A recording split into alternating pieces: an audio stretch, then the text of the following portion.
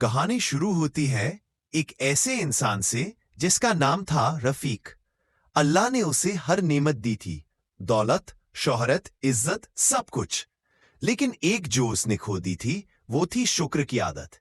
अपने दिल में घमंड पाल लिया था। वो कहता, ये सब मेरी मेहनत का नतीजा है, अल्लाह ने मेरे लिए क्या किया। एक दिन एक बुजुर्ग उसके पास आए, नरमी से बोले, बेटा, सब कुछ उसी का दिया हुआ है, जिस दिन वो चाहेगा सब छीन लेगा। रफीक ने मुस्कुराकर कहा, मुझसे कुछ नहीं छीन सकता। और वो बुजुर्ग चुपचाप वहां से चले गए। दिन बीतते गए। रफीक के दिल में रहम खत्म हो चुका था। वो गरीबों का मजाक उड़ाता, उनकी बेइज्जती करता। एक दिन एक बूढ़ा इंसान उसके दरवाजे पर आया, अल्लाह के नाम पर कुछ दे दो। रफीक ने पानी का गिलास उठाया और उसके ऊपर फेंक दिया।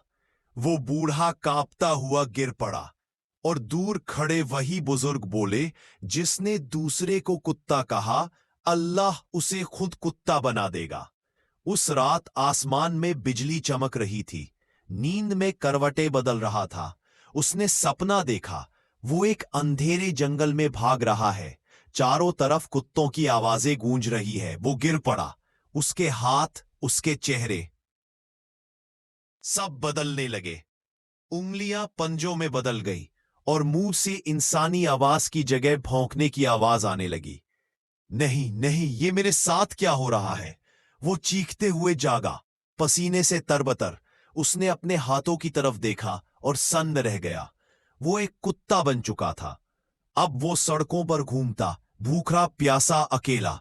लोग पत्थर फेंकते, जैसे कभी वो दूसरों को तंग करता था। उसकी आंखों से आंसू बह रहे थे।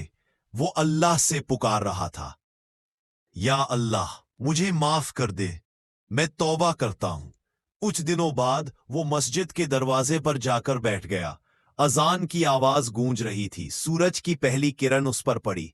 उसने आसमान की तरफ देखा और आखिरी बार अपनी आंखें बंद कर ली। उस दिन के बाद वो कुत्ता कभी नहीं दिखा, लेकिन हर सुबह मस्जिद के दरवाजे के पास एक हल्की सी सिसकी सुनाई देती थी, जैसे कोई अब भी तौबा कर रहा हो, जैसे कोई अब भी रहमत मांग रहा हो। दोस्तों, कभी भी अपने गुनाहों पर गमन मत करो। अल्लाह की रहमत बड़ी है, लेकिन उसका गजब उससे भी ज्यादा सख्त। आज अगर वक्त है तो तौबा कर लो, क्योंकि कल का भरोसा किसी को नहीं। अल्लाह रहम करने वाला है, मगर गमन करने वालों को पसंद नहीं करता।